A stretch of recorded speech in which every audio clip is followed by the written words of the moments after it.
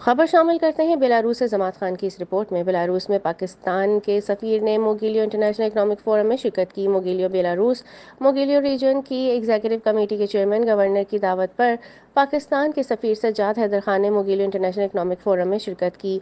Forum का मरकजी ख्याल दरामद मुतबादल था, जिसका मकसद मुतबादल सप्लायर्स की निशानदही करना और एससीओ ममालिक के मैन्युफैक्चरर्स और सारिफीन के दरमियान रवाबित को मजबूत बनाना है।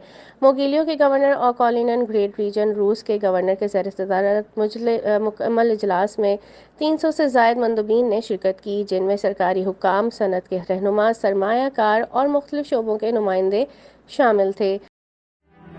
What does it take to dream, to aspire, to be better every day?